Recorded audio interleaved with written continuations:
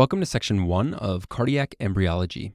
In this section, we'll be discussing the normal development of the heart. Let's get started. Here's an overview of what we'll be discussing, including embryonic precursors, cardiac looping, septation of the atria, septation of the ventricles, and septation of the outflow tract. I'll continue to come back to this slide as we progress through the lecture. Before we discuss the heart, I think it would be helpful if we start from the beginning. This is an overview figure of early fetal development, which we discuss in great detail in section 1 of reproductive embryology. If you haven't watched that video yet, let me briefly recap some key points. So after fertilization, the blastocyst implants on the uterine wall around day 7. By week 3, gastrulation occurs and we get the formation of endoderm, mesoderm, and ectoderm. The mesoderm is the layer which gives rise to the heart. With this in mind, let's look at the developing heart. This is an image of the heart from week 3 to week 4 of development. Initially, the heart is a very simple tube.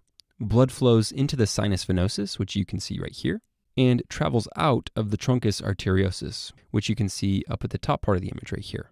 So blood flows like this. The central part of the tube is broken down into several structures. Many of these adult structures are known as smooth or trabeculated parts of the heart. Here's an image of the inside of an adult heart, and we can see some bumpy areas, for example, right here, and these are trabeculated. We can also see some smooth areas, for example, right here. So from the image, you can see that the bulbous cordus will become the smooth parts of the ventricles, and the primitive ventricle and primitive atrium will become the trabeculated portions of the ventricles and atria, respectively. Additionally, the right horn of the sinus venosus will become the smooth part of the right atrium, and the left horn of the sinus venosus will become the coronary sinus. Finally, the truncus arteriosus will become the ascending aorta and pulmonary trunk. A couple days later, around day 23, the heart begins to fold, and in the next image, we can see how this begins to happen. So right here. The bulbous cordus, or BC for short, has moved to the left side of the screen, and the primitive atrium has begun to move upward and somewhat posteriorly. By week 4, the heart looks completely different with many important structures and beats spontaneously. Notice that the atria are now behind the ventricles, and we can also see many new vessels beginning to form. We can see that the sinus venosus, right here, still has a right horn and a left horn. And now we can see the formation of several cardinal veins. The right common cardinal vein and the right anterior cardinal vein will become the superior vena cava, or SVC. The posterior cardinal vein, supracardinal vein, and subcardinal vein will become the inferior vena cava, or IVC. Later in development, the primitive pulmonary vein is formed from the posterior aspect of the primitive left atrium, right here, which is later absorbed into the wall of the left atrium and becomes the smooth part of the left atrium. We haven't included this structure in this image because it hasn't formed yet at day 28, but just know that the primitive left atrium becomes the smooth part of the left atrium. The blood still continues to move up the various veins into the sinus venosus like this. It then goes to the atria and passes through a rudimentary atrioventricular canal, which you can see right here, into the left ventricle, and finally out the truncus arteriosus. Notice that around this time, endocardial cushions develop. So if we erase this green arrow, we can see these little green dots right here, and these are the endocardial cushions.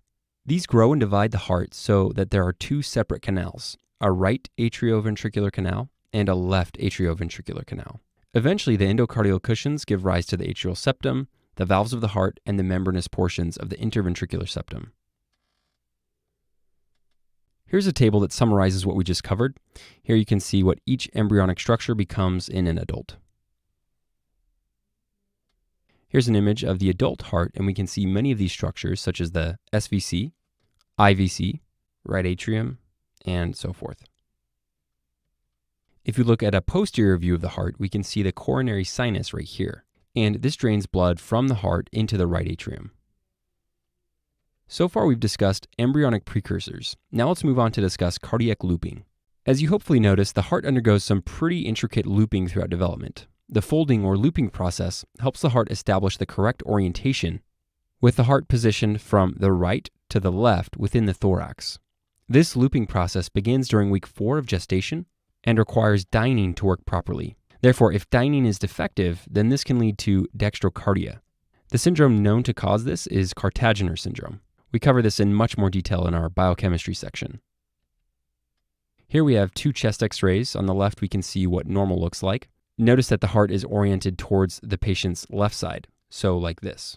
On the right, we can see a chest x-ray of dextrocardia. As you can see, the orientation of the heart is reversed and is now towards the patient's right side, like this. All right, now let's transition and discuss septation of the atria and ventricles. Remember from this image the endocardial cushions right here? This is where all of the magic happens. So let's take a frontal section through this portion of the heart while we discuss septation. Here we can see inside of the atria and ventricles, allowing us to better see the septae that are forming. Pay close attention to the coloring schematic and the legend here on the bottom. Notice that we will be discussing the septum primum, septum secundum, muscular interventricular septum, and membranous interventricular septum. From the last image, we saw the endocardial cushions forming, and in this image, we can see the endocardial cushions right here. A structure known as primum, which again is in blue right here, begins to develop from the top part of the heart and grows downward towards the endocardial cushion. The space that is initially between the two atria is called the foramen primum. In the next image, we can see that the septum primum continues to grow downward, but that another space opens up, and this is called the foramen secundum. We can also still see the foramen primum right here, before the septum primum fuses with the endocardial cushions and closes this opening. A little later, we can see that the foramen primum is gone, and now the septum secundum, which is shown in this green color right here, begins to grow from the top part of the heart. Next, the septum secundum simultaneously grows from the top part of the heart and the bottom part of the heart, and then stops to leave an opening known as the foramen ovale, which you can see right here. This intricate formation of the atrial septum is important because it allows fetal blood to bypass the lungs and go directly from the right atrium to the left atrium. So like this. In the final image, we can see the foramen ovale and the septum primum degenerating a bit right here. The foramen ovale, along with the widened foramen secundum, allows blood to move through these two holes like this. After birth, the foramen ovale usually closes and the atrial septum fully forms as all of the tissues fuse together. All right, that's formation of the atrial septum. Now let's discuss the interventricular septum. If we go back to the beginning of this image, we can see that the muscular portion of the interventricular septum develops from the bottom part of the heart right here. Again, if we look at our key, we can see that this is the muscular interventricular septum. In the second image, we can see that it grows upward towards the endocardial cushion. This growth continues and then stops about 2/3 of the way there. At this point, the membranous portion of the interventricular septum begins to grow downward from the endocardial cushion, which you can see right here. Eventually, the two cushions fuse, forming a solid septum between the two ventricles. For step 1, you should know that a defect in the membranous portion of the interventricular septum is the most likely cause of a ventricular septal defect. Okay, let's finish up by discussing septation of the outflow tract. If we return to this image, we can see that the heart has folded around in a pretty unique shape right here. Now let's take a frontal section through the ventricles around this point in time so we can see inside of the truncus arteriosus and the ventricles. Here we can see inside of the ventricular chambers. Blood from the atria enters the ventricles through the atrioventricular canals. In the first image, we can also see that the muscular portion of the interventricular septum right here is beginning to grow upward from the bottom portion of the ventricles. In the next image, we can see that the aorticopulmonary septum is beginning to form in the outflow tract right here. So again, the blue dotted line represents the aorticopulmonary septum.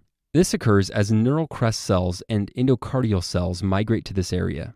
This is probably the most high-yield point to remember of the entire lecture, because if neural crest cells fail to migrate to this area, then conotruncal cardiac abnormalities can develop, such as tetralogy of Fallot, transposition of the great vessels, and persistent truncus arteriosus. So remember, in order for the aorticopulmonary septum to form, neural crest cells must migrate to this area. In the last image, we can see that the aorticopulmonary septum is formed and twisted around, creating an outflow tract for the right ventricle and an outflow tract for the left ventricle. Eventually, these two separate outflow tracts will become the pulmonary trunk and the ascending aorta. Also notice that the muscular portion of the interventricular septum grew upward, which we can see right here, and that part of the aorticopulmonary septum fused with it, which contributed to the formation of the membranous portion of the interventricular septum. So here we've labeled it membranous interventricular septum. So you can see that we've stated that both the endocardial cushion and the aorticopulmonary septum contribute to the formation of the membranous portion of the interventricular septum. All right, now that we've covered the information, let's review with a question. A newborn with a cardiac murmur is found to have a ventricular septal defect. The physician informs the parents that this most likely occurred due to failure of what embryological structure to develop properly. Alright, so pretty straightforward. As I mentioned earlier, a VSD is most commonly due to failure of the membranous portion of the interventricular septum to develop properly. From this image, we can see the membranous portion of the interventricular septum right here. Less frequently, failure of the muscular portion of the interventricular septum to develop properly can result in a VSD as well. So, in answer to the question, a VSD is most commonly due to failure of the membranous portion of the interventricular septum to develop properly. And with that, we've covered everything you need to know regarding normal cardiac development.